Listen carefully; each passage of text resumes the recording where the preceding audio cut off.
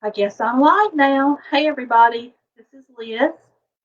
Um, Come on in and we'll get started with our book club meeting for January.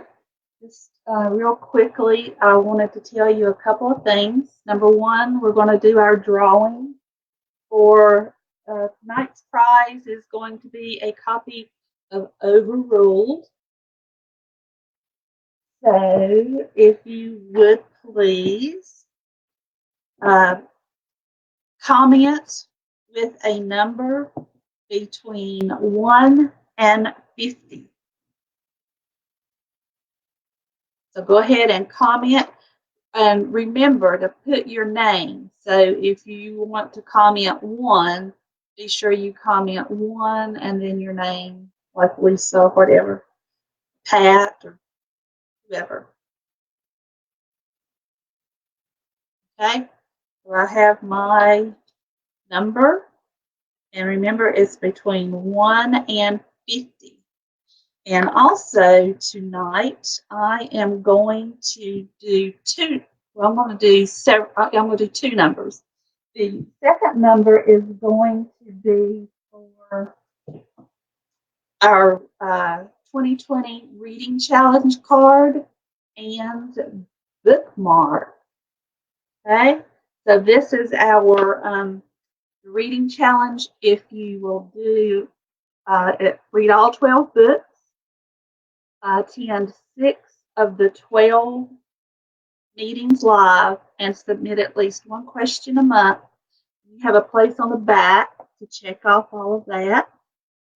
And then in December, I will be selecting a winner for a swag bag of all of our authors through the year swag. So I'll be collecting each month, hopefully, and stuff a bag, gift bag, and we'll draw for that in December. You can also get these cards on my store if you want to go there. They're free. All you have to do is pay shipping and handling charge for them. So, but you can get them free there. Okay. So, and also let me mention that reading journals that are made by me are also available online, and inside is a area for you to, as you're reading our books each month, to go ahead and as you're reading it, if you come across a question, you can include that and other things. So the book club, the journals are also live there. Okay, so let me see. Ticket to Romance is now up for pre-orders. Did you know that? I bet you didn't because I just did it. Ticket to Romance is the 4th book in the Love in Transit series, and this time we're going on a train, and it's crazy. I've already started a Pinterest page. If you want to see how I'm getting my inspiration for writing it, go to my Pinterest and check out the Ticket to Romance page there. More on Silent Surrender is coming soon. And did you know now the Billionaires of White Oaks, all 4 books are now available. Okay, so just let me remind those people that are coming in now to comment with a number between 1 and 50. And that is for a chance at Overruled. And then I want you to also comment with a number between 50 and 100, and that's going to be for the reading challenge card and the bookmark. Okay? That concludes the sales. Okay. When I was dreaming up this book club, I thought of all of the authors that have inspired me through the years, and definitely one of them is our guest author for tonight. I have loved her books. I think that I've read every book she's ever written, so I am included in her fandom. And I can tell by the amount of questions that we have tonight that were previously submitted that she's also one of your favorites as well. So without any more talking, I would like to bring our best-selling author, featured author for tonight, Chelle Bliss. Yay! Hey, Chelle. Hey, I'm so excited to be here tonight. I'm so glad you're here. I'm so glad you said yes. I'm honored, really. I am. We are okay. Sorry, just reading something. Remember, everybody, to put your name with your comment, or I don't know who it is that's asking these questions. Okay. Okay, Chelle, tell us a little bit about how you got into writing. I was always a huge reader. I did write a little bit in high school. I dabbled a little bit with it, but I didn't write really afterwards. I became a teacher. I used to read in my free time. And then back in 2013, I knew a few authors. I was friends with them, and I was like, I think I'm going to try and see if I could write a book. It took me a year, I think, to write the first one. And what did you teach? What did you teach? High school history. Wow. Yes.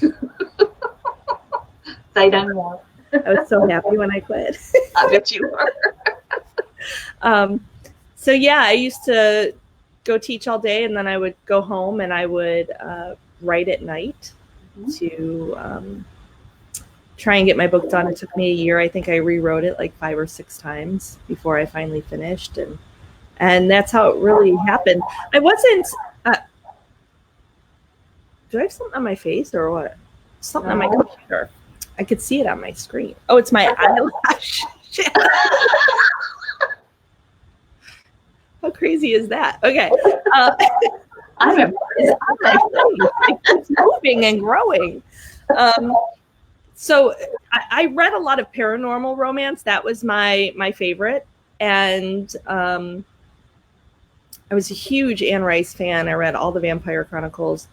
And I read a little bit of romance, a lot of YA type. And then I read the Twilight Saga in a whole weekend. I read all 3 books. And then I read 50 Shades, and I was like, super spicy. I could write, like, that's hot. And then I started devouring. I really read BDSM and dark romance. Those were my favorite reads. I read contemporary here and there, but mostly dark and BDSM, which is funny because I only have 1 or 2 books that really touch on BDSM, and I don't have any dark books I've written. So people are always surprised that that's not what I write, but it's. You have plenty of other hot stuff in your book. Which we all love. Who did you have an author that, or someone that inspired you to be an author?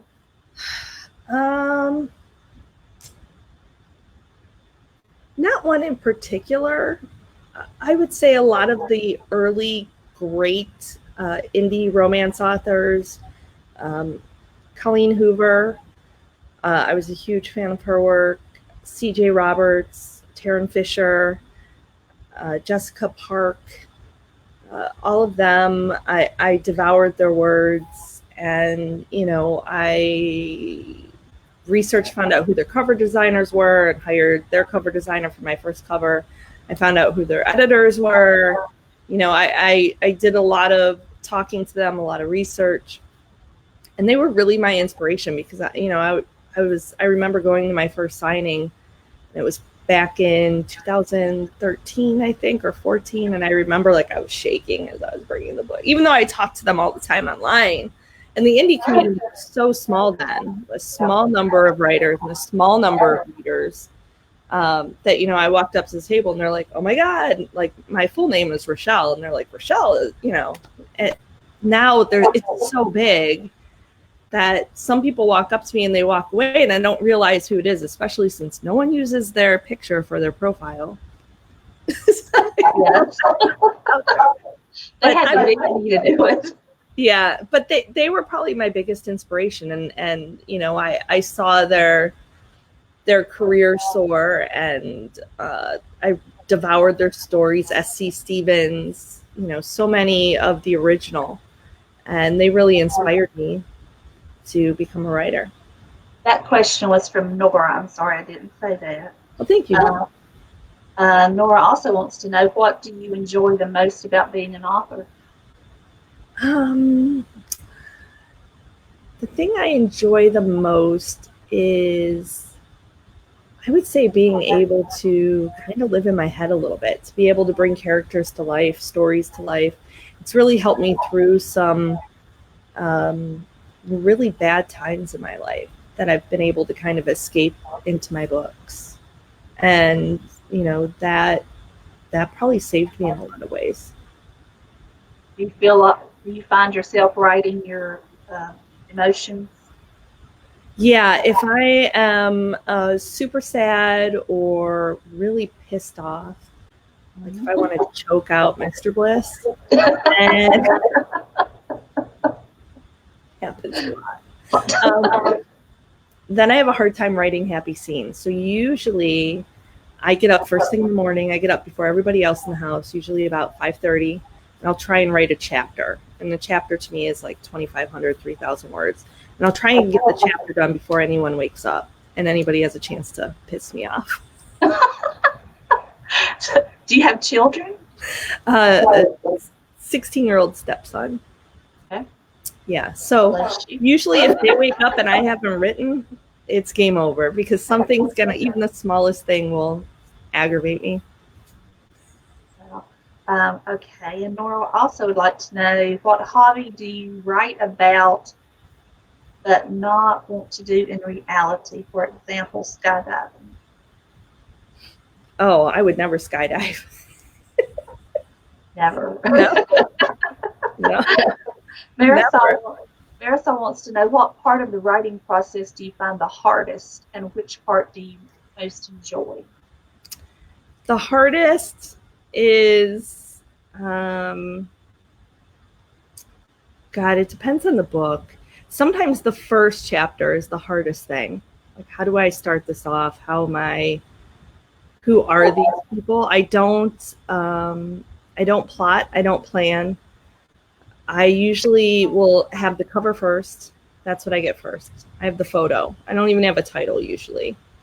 And then the story comes from there. So, you know, I'll do a cover reveal and people will be like, oh my God, what's it going to be about? And I'm like, I don't know. Because I have no idea. Because sometimes I reveal the cover before I even start writing the book. So, you know, from page to page, from sentence to sentence, I have no idea. I have no idea what's going to happen on the next page or the next chapter. So I love that the story just kind of develops. You know, my writing might not be as pretty. It might not flow as well as some people. You know, some people, they're so strict and they plot everything out. They know where the high point in the book is. And mine, it just happens naturally. So, and what was the other question? My favorite part? What part do you most enjoy? Typing the end. Don't you feel like you've really accomplished something when you do? Or I do. Yeah, like usually, sometimes I spend so long writing a book that when I get to the end, I'm like, oh my God, it's over. I can move on to something else. Like, how long does it take you to write?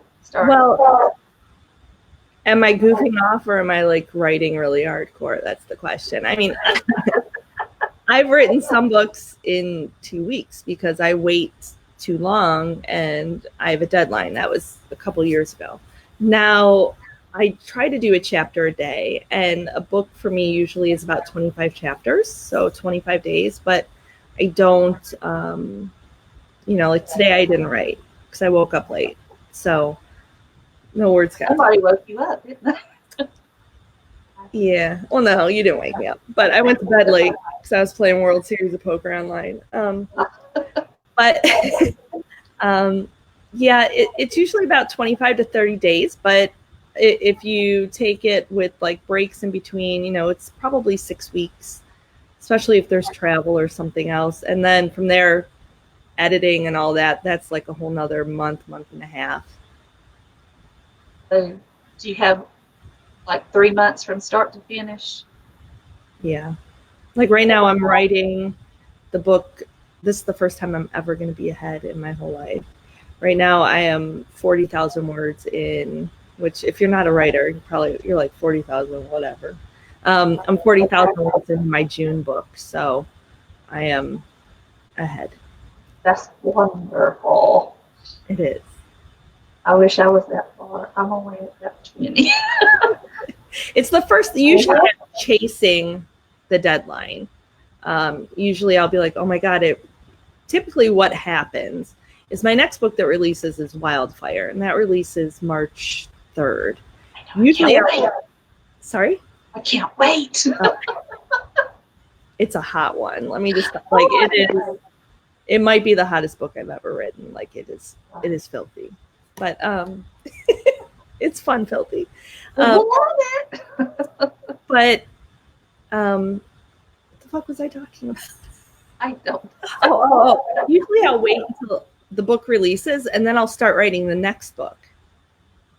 Where this is the first time, like, I still have 5 weeks till that book comes out, and I'm halfway done with the book after that. So I'm trying something new, and I think it's going to be good. I think it's going to be good mentally. I don't think sometimes readers understand like how mentally hard this is. Not just the writing aspect, but there's so many components, and maybe if you read a bad review, it messes with your whole day, or a comment. Sorry, I'm moving my screen. I'm like, why am I in a weird spot? You see a comment online or whatever it is, or maybe it feels like no one's reading it. It really messes with my ability to write. So that's why I'm trying to get ahead, so I don't put that pressure on myself. When my book's at the editors, that's when I start the next one. Do you? You're so good. And do you? Huh? I did this time, but I usually don't. Well, I like to towards the end when I'm writing, it's like more people pop up in my head. So this year, I think I'm going to get myself into trouble because I'm going to be having 3 series going at the same time. We'll see how that works. I have a hard time keeping one straight. I mean, like almost, I would say 90% of my books connect, right? I mean, they're all kind of in the same way. And just trying to remember everything. Someone will be like, oh my God, they had blue eyes. And I'm like, I don't remember that. So then I have to like go look. And I'm like, oh shit, like that. I wrote that book, maybe back in 2014. So we're talking 6 years ago. I mean, I have to be better about that stuff. But yeah, it's there's so much to it. I have secret weapon readers that keep me straight. You know who you are. Yeah, I think we all do. You guys know you're watching and you know who I call. My reader group, like I just shared a blurb for Blaze, which comes out in June, and I have a character from my very first book, the son, who's gonna be the male lead in the book, and I misspelled his name, and his name is Jet, and I only did 1 T, and someone was like, "Hey, they have 2 T's." I had to run it. I'm like, they're right. He does have 2 T's, and I didn't even remember that. So I'm sorry, we got off the question. That's okay. How do you come up with plot? This is from Marisol. How do you come up with plots for your books, and what inspires your stories? really, I just wing the shit out of it. That's the best kind. Sometimes I have an idea of where I want to go. I knew, like, Throttle Me was actually based off of a little bit, like, Susie is just like my roommate that I lived with at the time. And City was kind of like her dream guy. And I had just moved out of her house and was living in my own place. And her and I were teachers and we shared an office together. So we used to sit in there and talk about books during our breaks. So our classrooms were next to each other and our office was in the middle, just like Susie is in the book. So I kind of based this on her. So I try to take little pieces of real life and stick them in books somehow. But really, I get inspiration all around me. But I don't sit down and go, oh my God, I'm going to write blah. Like I might say, like, I want a hot ass biker with a goody two shoes girl. Like that's what I'll come up with. But I don't have like a whole plot. It just develops. Let's see. Marisol also wants to know which of your characters come to mind often and why do you think that is?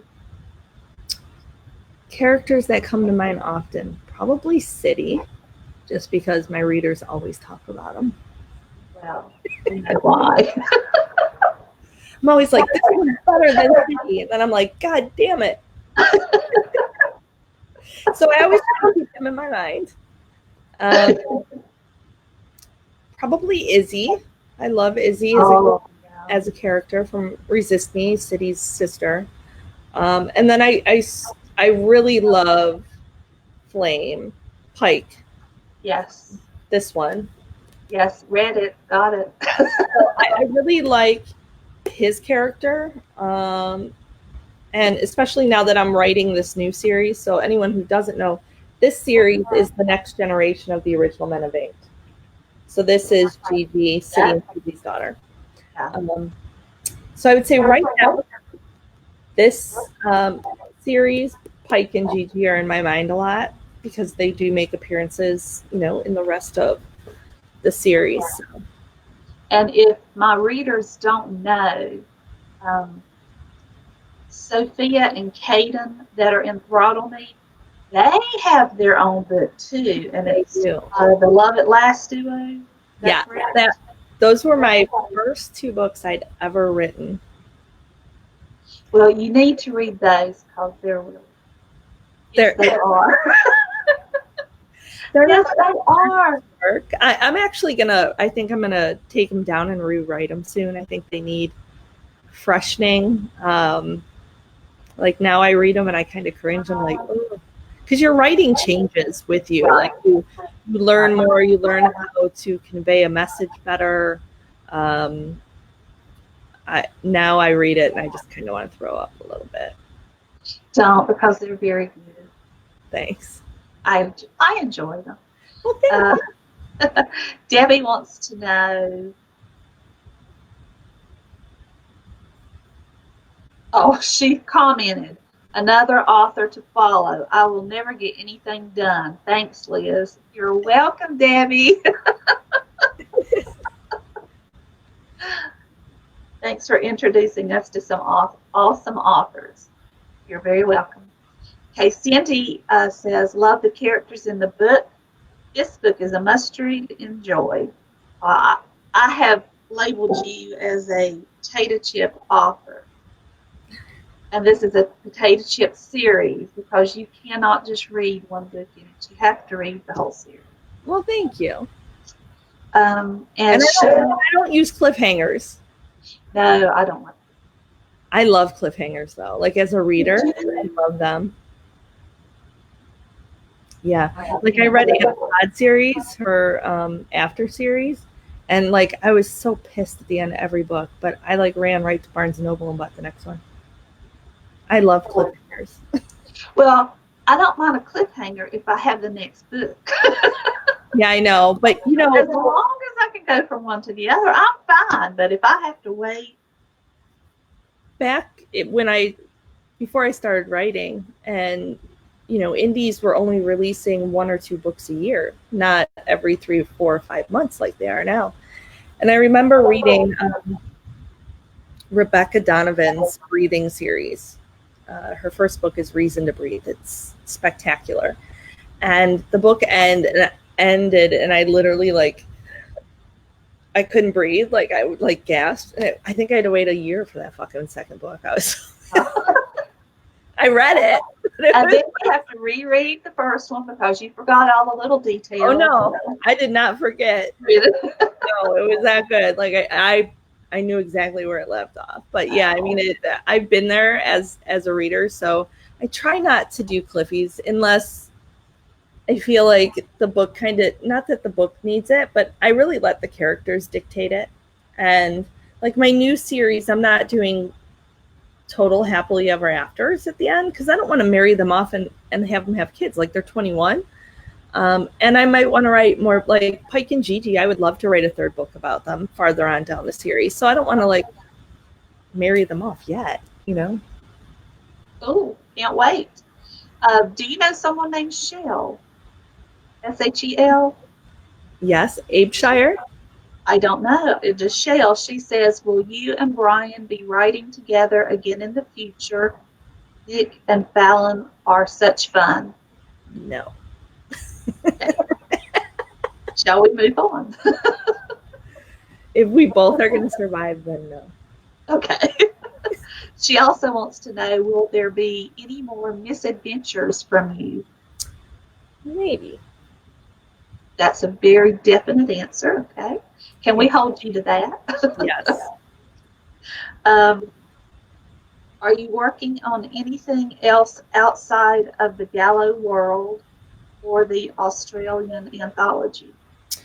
Yes. So the Australian anthology, I'm done with that. It was just a small Men of Inked piece. It features the characters from Flame and Burn. I am working on, like you said, the next book in the Heatwave series, and then also the Corelli family series, which I'm working on with the Eden Butler. And we're introduced to those characters in the Nailed Down series and in the Christmas novella Santa Baby. Oh, okay. So book 1's going to be the same couple that's in Santa Baby. So yeah, we're working on that, but that's enough. I can't do too many. I can't keep it all straight. Shell also wants to know, who are you signing this year? I am, depending on health circumstances, not me, but my mom's been some nuts with this virus. I'm going by a face mask and everything. I will be at Barnes & Noble in West Palm Beach or Palm Beach Springs, Florida on February 8th, I think it is. I'm signing there with some authors. And then I am scheduled to be in Cleveland in March, which is my hometown. Cleveland, Ohio. Okay. Not Tennessee. In March? Yes. Are you in Cleveland? No, I'm not in. My son lives in Ohio. We'll be over there around Easter time. Where's he living over there? In the Dayton area. Oh, okay. Dayton, Kettering area. It's about 5 hours. Oh, never mind. Yeah, I'm in North Carolina. If you can't catch the accent, I'm in Florida. Where are you at? I'm in Florida, in Tampa. Okay. But my family lives in Cleveland, so anytime there's a signing up there, I usually go so I can, visit the family and do a book signing. And usually my mom comes with me, and she gets a kick out of it. Usually she does something that embarrasses me.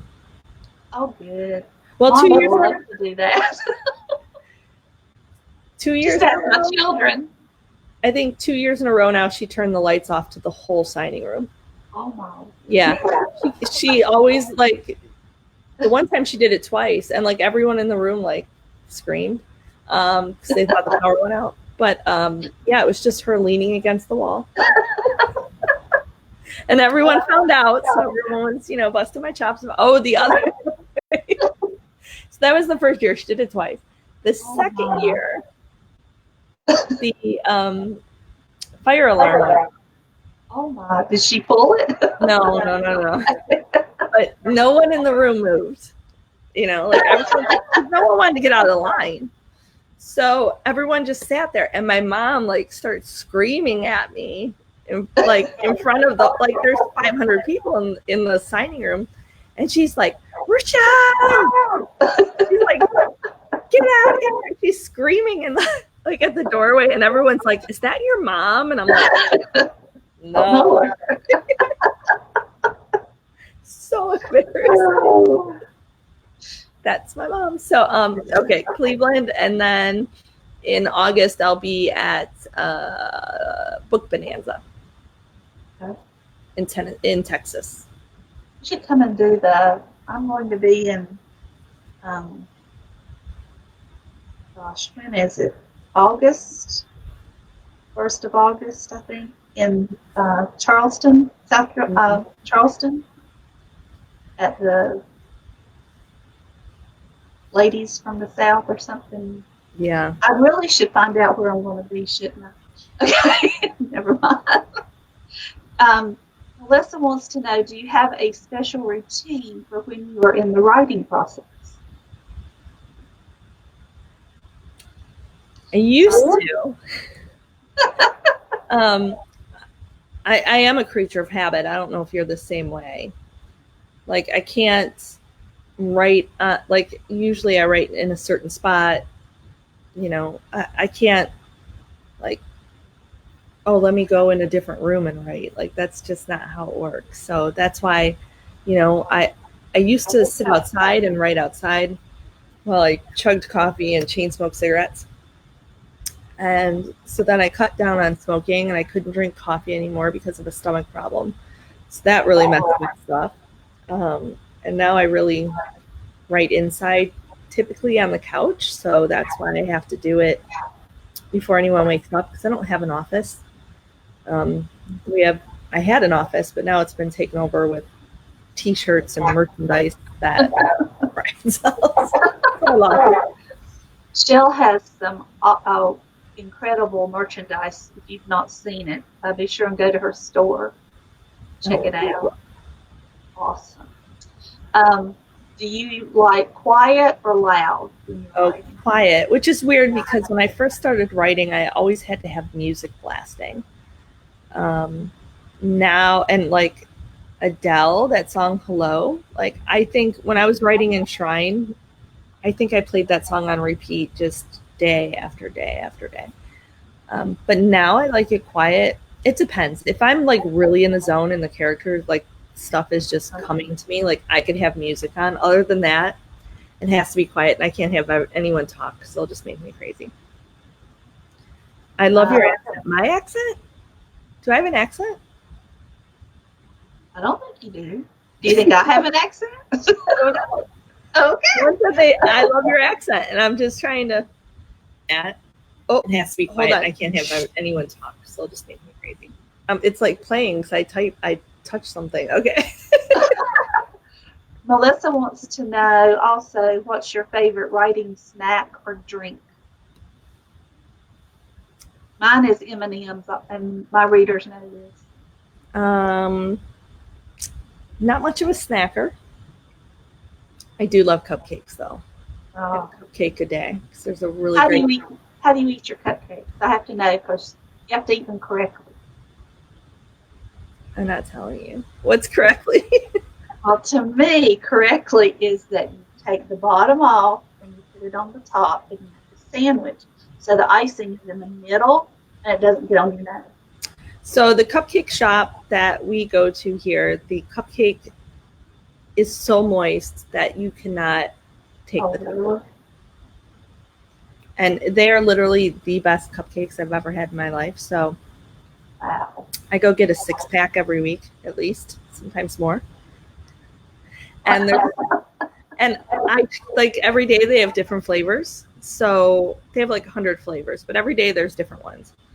So I try to get one of I try to get 6 different flavors. And sometimes if they have one I really love, like blueberry pancake is fantastic because it has maple frosting. And then it's vanilla cupcake, and it's filled with blueberry, like a blueberry pie filling type thing. So what I usually do, it's not the right way to eat them, but I get a spoon and I'll take like a portion of one, so that way I could like get a little taste of them, and then I'll like put them half eaten back in the fridge. Whatever works. Do y'all have a duck donuts down there? A what? A duck donut? A Dunkin' Donuts? Oh, duck. D-U-C-K, duck. No. Okay. Well, they make we're getting totally off. They make their donuts while you're standing there. They make your donuts, and then they top them with whatever you want. And they have a donut that has maple flavoring, a maple glaze, and then bacon on top of it. Mm. Yeah, the cupcake shop has a maple one with bacon on top of it. It's not my favorite. I don't know why, because I love bacon. That salty and sweet. Yeah.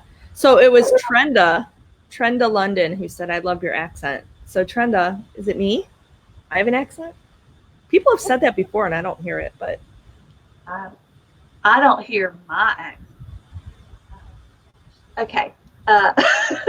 Yours is hardcore. Sorry, I'm from the South. I know. Okay. Melissa wants to know, do you have a favorite tattoo, or one that you are hoping to get done in the future? Do you have a tattoo? I have 7 tattoos. Wait, let me count. 8. Okay. I had to point all the places. Did you go to any one like city? No. Okay. No. I think I got 6 of them done here in Florida, though. The other 2 were done when I lived in Ohio.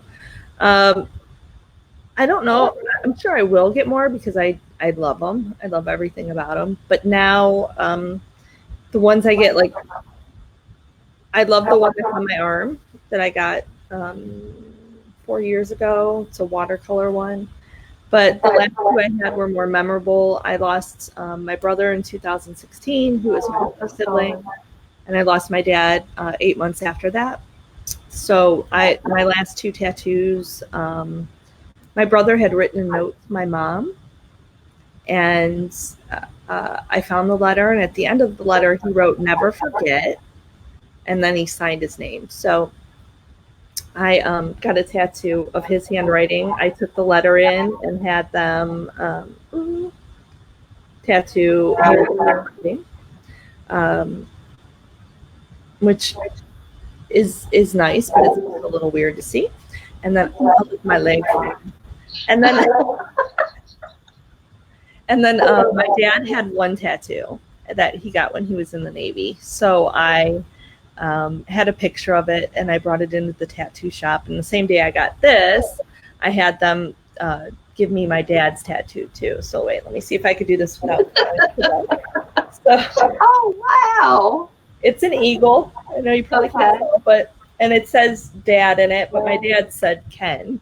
So those were my last 2 tattoos that I had, and probably are the most meaningful to me. Okay. When do you start work? When you start working on a novel, do you already know how it will play out, or do you go with wherever the story takes you? Wherever the story takes me. But I hear the characters are talking to me and they tell me where to go. Hey, I get you. It just happens. I wouldn't say they talk to me. I don't know. I think when I'm writing, I'm like, what would I enjoy as a reader? What would be really interesting here? I want to say it kind of almost plays in my head like a movie in a way. Yeah. And so, no, I don't know. I have no, like the book I'm writing now, I have no idea what's going to happen in the next chapter. So we'll find out tomorrow. Yay. Maria, thanks for writing awesome books. And she says, I'm reading Maneuver, which is Southside Inc., and loving, is it Lucio Gallup? Yeah, Lucia. Lucia? Okay. Thank you. Talking about the book, about Throttle Me now. What was the hardest part of that book for you to write?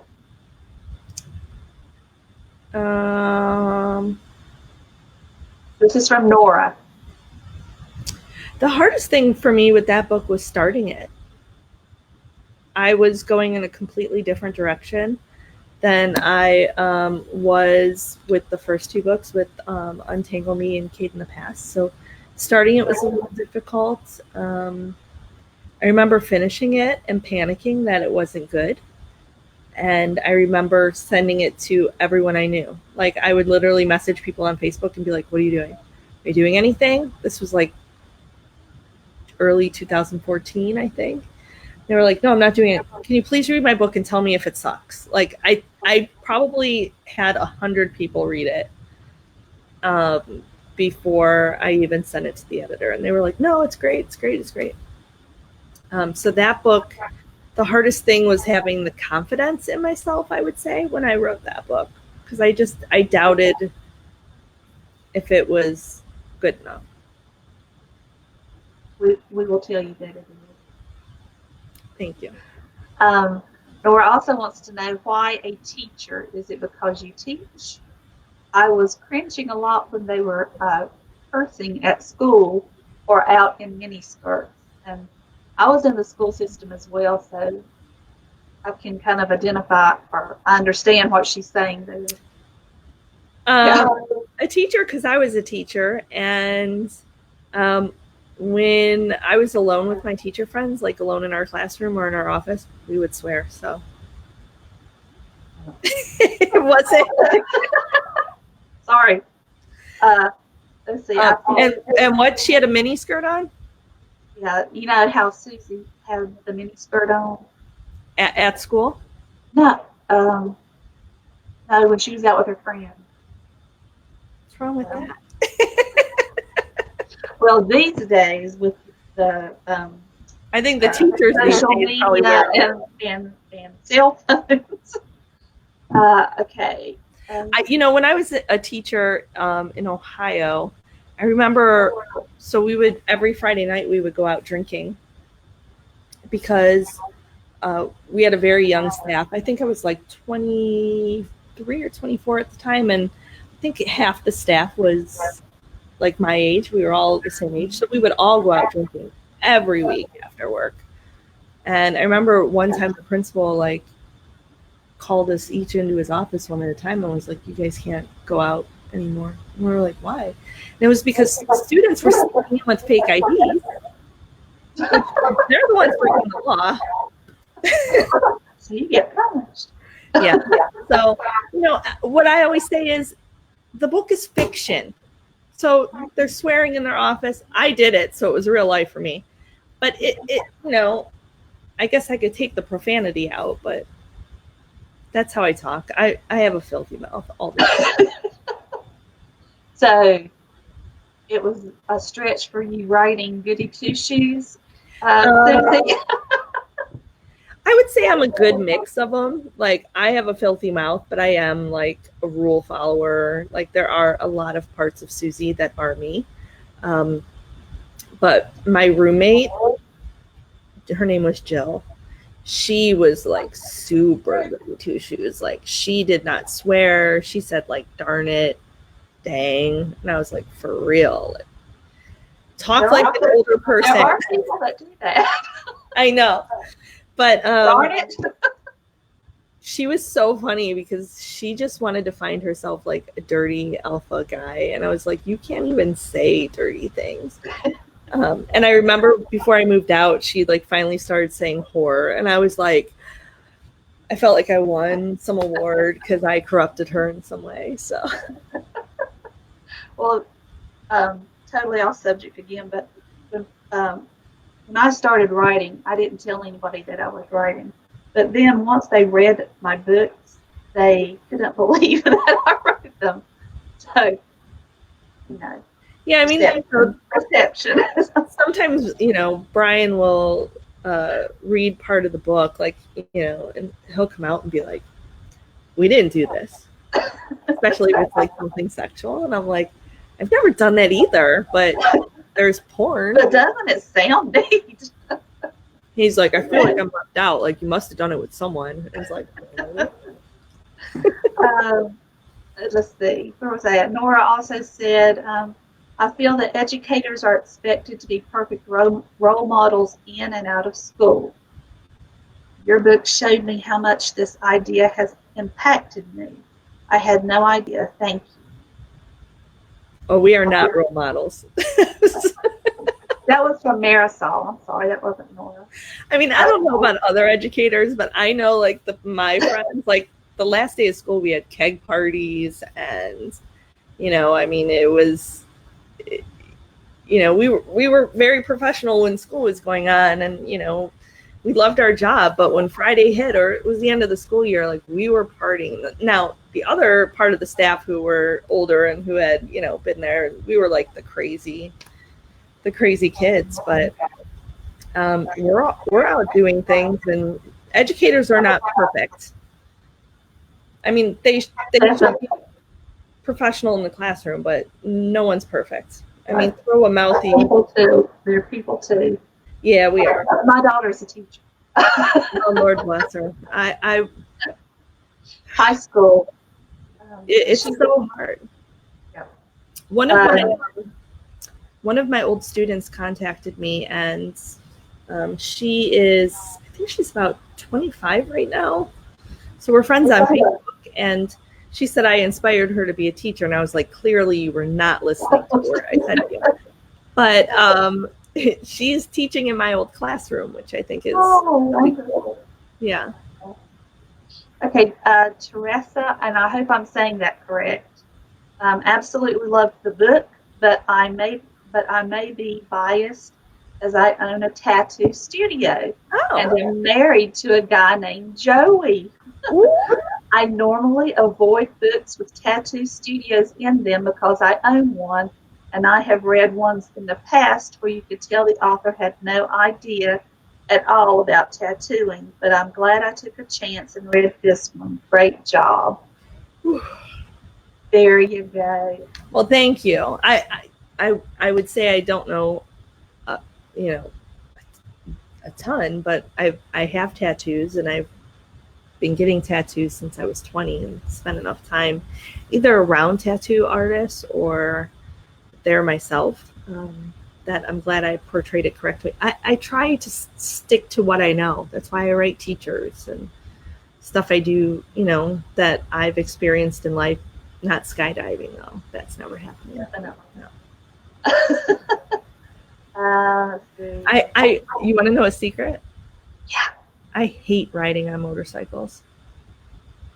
Hate riding them? Riding on them. Oh, they scare me.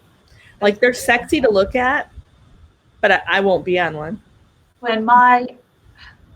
Here we get off topic again. I married my high school sweetheart, and when we were dating, he had a motorcycle, and I rode with him on his motorcycle all the time.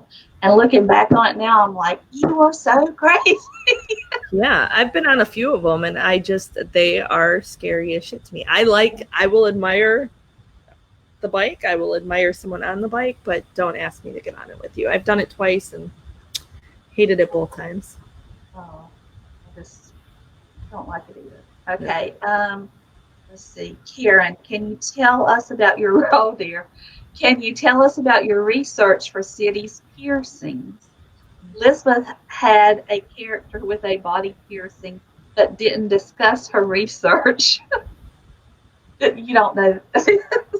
I know what she's talking about. I mean, I didn't get up close and personal with one, but I did search a lot online. I looked at a lot of pictures. I know, I did too.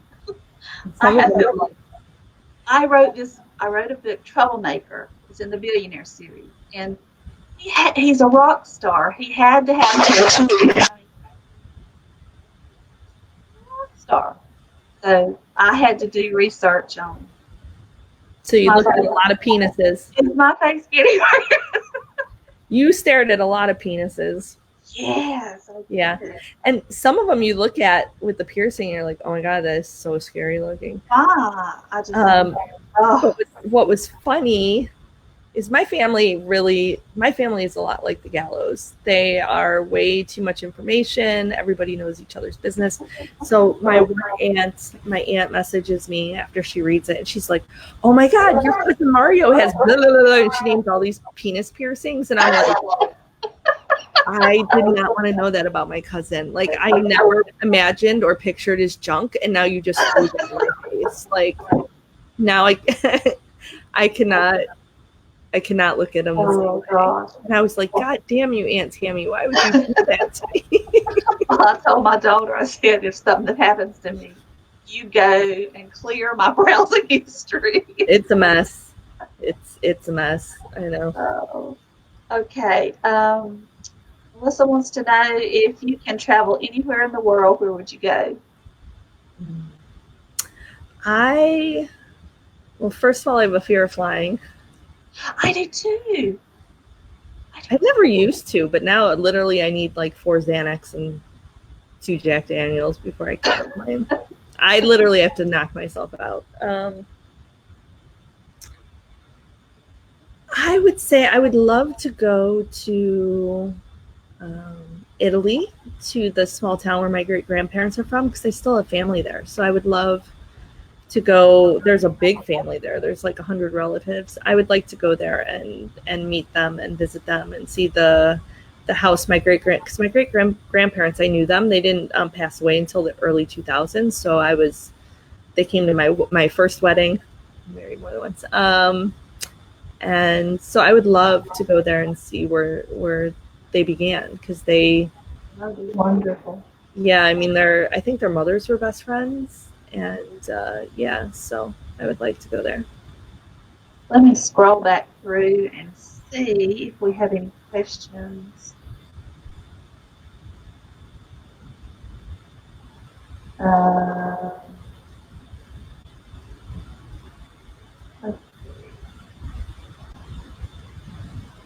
Have we got everything? Did we get them all? I don't know. Do you guys have any questions? Huh? Do they have any questions while we're sitting? I was looking at the live feed and seeing if anyone. Yeah, I would have. Oh yes, Melissa says that she remembers me putting that in my book about the correct way to eat a cupcake. Yes, I put it in a book. It's so important to me. No, you do it with the spoon, so you could get a little bit of each one. Sometimes you just don't get it on your nose, and you get a perfect amount of cream or icing plus the cupcake. I couldn't do that. You want me to? I have some. You want me to show you how I cannot do that? Hold on. You stay here. Talk to the people really quick. Okay. While she's running to get her cupcake for us to watch her eat it, remember to a number between 1 and 50 for a chance at overrule, and 50 to 100 to be part of our reading challenge, the 2020 reading challenge for author swag bag in December. So be sure a number between 1 and 50 for the book, and 50 to 100 for the reading challenge card. Hey Melissa, I see you're here. Teresa, I hope I'm pronouncing your name correct. I see you're here as well. And you have 15 tattoos. And yes, you own the tattoo studio. I touched a little bit on tattooing in Overruled. I hope I did okay. All right, I'm back. Okay. We're going to watch you eat a cupcake. No, you do not get to watch me eat it. Oh, okay. Because it would be all So this is the chocolate peanut butter one. Oh my goodness. Oh, it's so luscious. You don't even know. Should So have brought enough for the class. well, I have more. Like it. Where the hell's the thing? See, like I got a whole pack. Oh wow.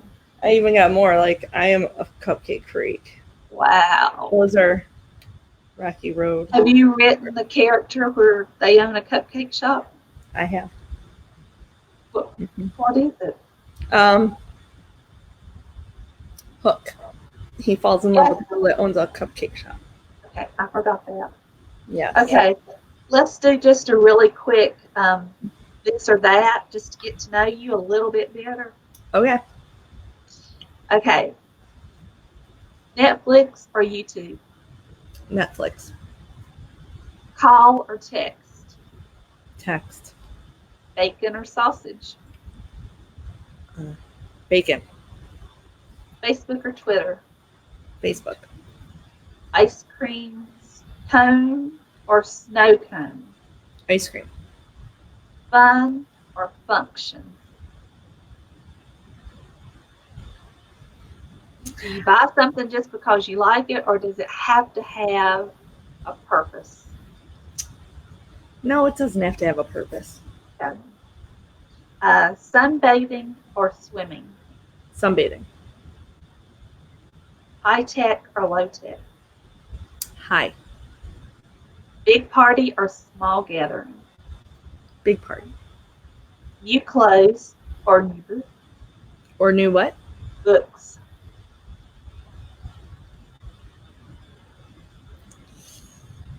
You have to think about this. Well, I would say books. I'm not that much of a clothes. I'm not that much of a clothes person. You know why I have to think about it? Because I'm so busy writing that I'm lucky if I get to read a book or two a month. It was so wonderful to revisit City and Susie and Throttle Me. I had forgotten a whole lot of that. Thank you. Football or basketball? Football. Coffee or tea? Coffee. Honesty or others' feelings?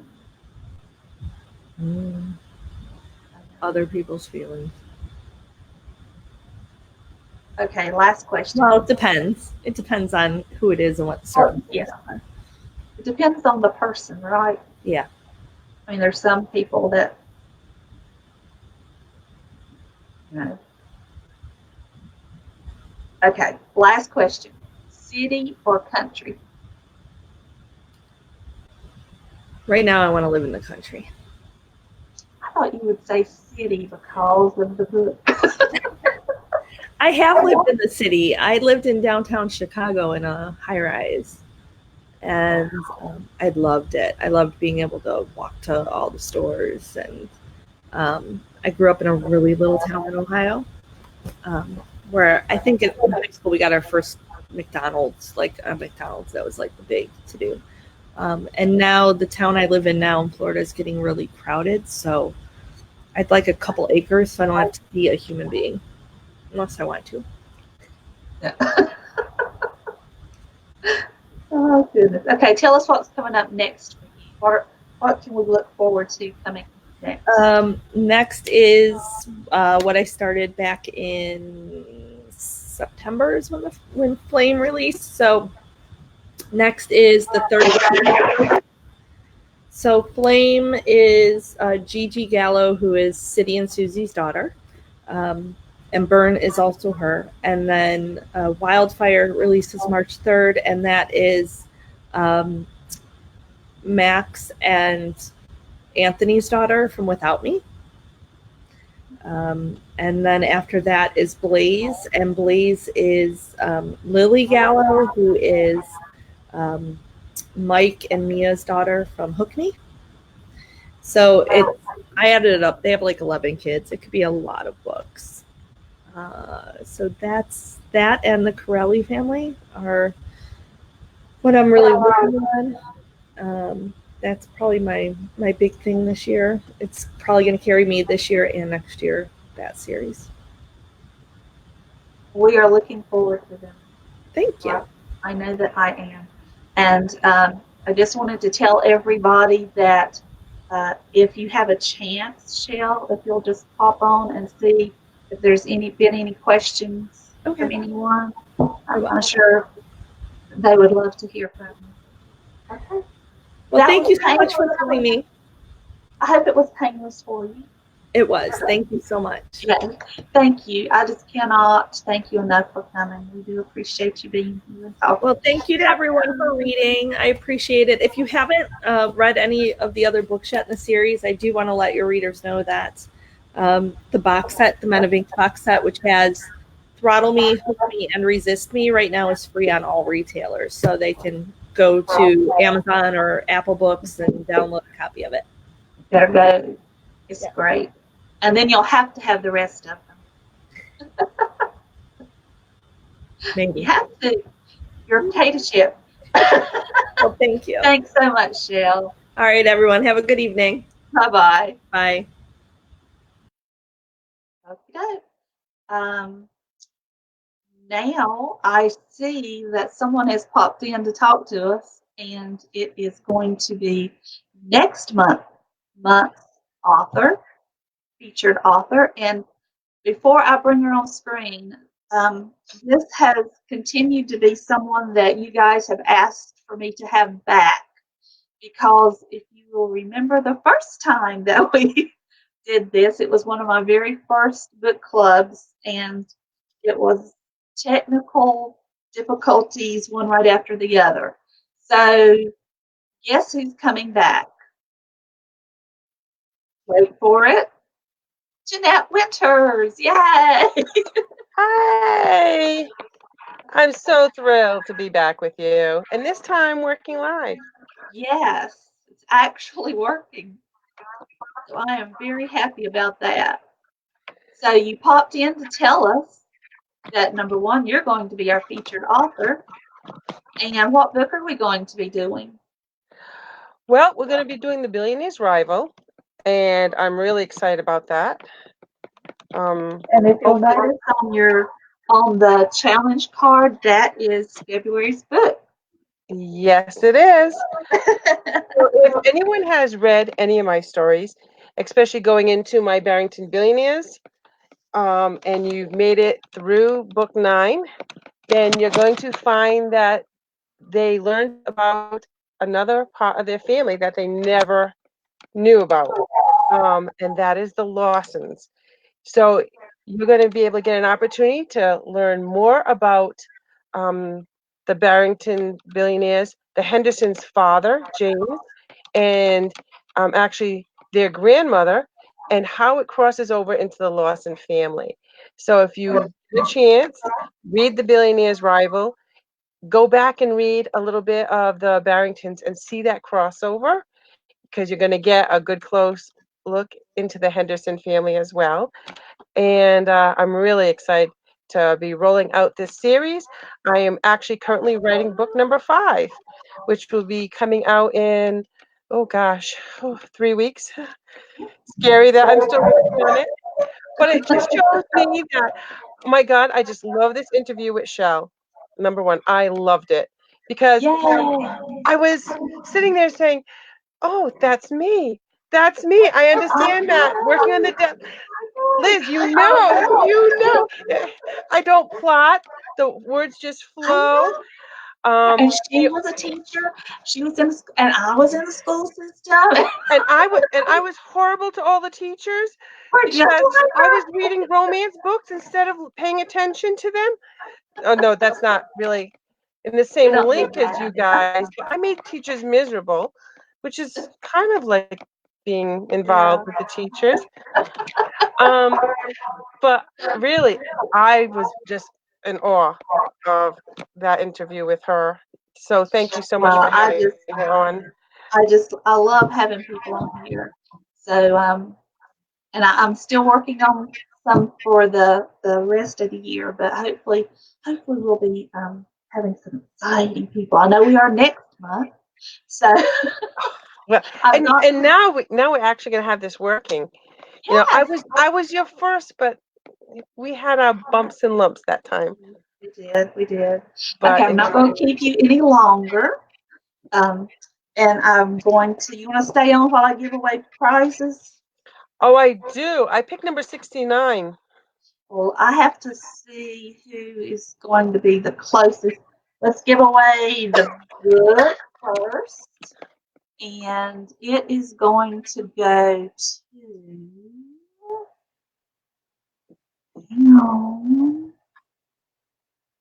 I'm not seeing any numbers. Okay, Oh, there are plenty numbers over I there. see numbers, but I don't see names.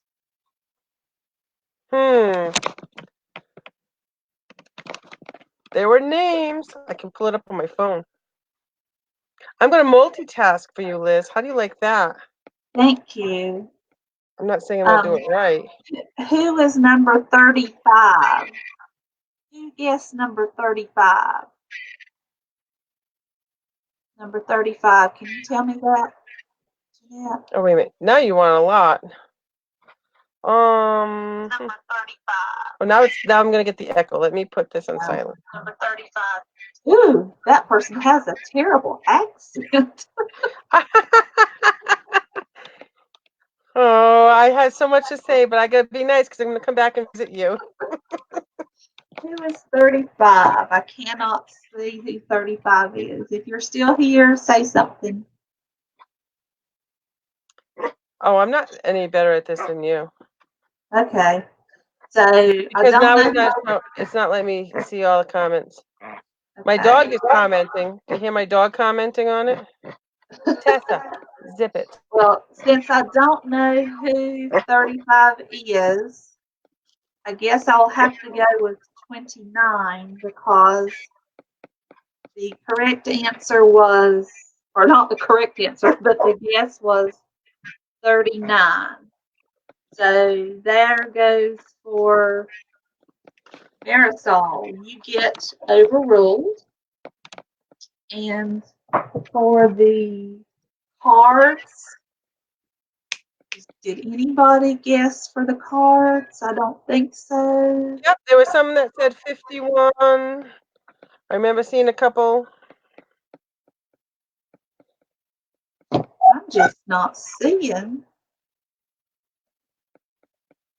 Just not seeing any for your cards. So I'll tell you what I'm gonna do.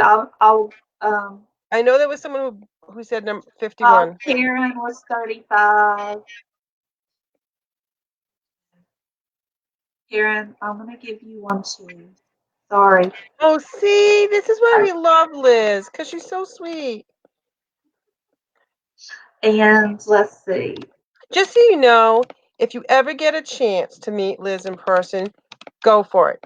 If you hear a book signing anywhere, travel and go meet her. She is sweeter in person than anyone else I have met. She's telling me a story. No, I absolutely loved it. Yep. We were in North Myrtle Beach together, and we snuck out. Yeah, we snuck away from everybody else just They to don't have. know that. I mean, we did not sneak away Did and not. have nobody You snuck did away. not go to Joe's Crab Shack. No, we did not go to. No, we it was a story in the book that we read that we snuck out Yes. and went to Joe's Crab Shack and had the best time. Yes. Oh my God, it was awesome. Until she hooked me up with the guy who was selling fudge. I ended up with 4 pounds of fudge. I did tell you that it was good. 4 pounds of fudge. Nobody needs 4 pounds of fudge. Yeah, you do. Yes, we did. Okay. Let's see. For the card, the correct answer was, well, not the correct, but I wrote 73, and I think that's going to be Pat. Is that right? There was Teresa who Was 72. 72. Yep. Okay, sorry, Pat. Okay, Pat, you get one too. And Teresa, I hope I'm saying that correct. Teresa. Is it Teresa? Is that how you say it? I don't know. Teresa. You'll get a card too. Okay. So let me write that down so I'll be sure. I'll get in touch with you guys in just a few minutes. And that's it for our book club tonight. Thank you so much for coming out, everybody. And you see how crazy this one is. So who knows what's going to happen next month at our meeting. I'll bring 3 quick stories about Liz. No. No, They're not interested. I'm no, so because she boring. has too many of mine, so I cannot bring any of hers. I'm so boring. Oh, There's yes. this one. Mm-hmm. We're just going to stick with that. Okay. Neither one of us has a dirty mind either. No, definitely not. No, And I certainly don't help her with those parts in her book. no, not at all. Yeah. She closes her eyes when she reads them. All right. I can't wait to join you on February for our book club. Oh, February 24th is our next book club meeting. February 24th. I'll have all the links on my webpage for you to find the book if you need to. And I guess that's it for our book club meeting tonight. Thanks everybody for coming. And I'll go back through the feed and answer any questions or whatever that we didn't get to. And I'll also be contacting our winners. Okay? So for tonight, bye. Bye.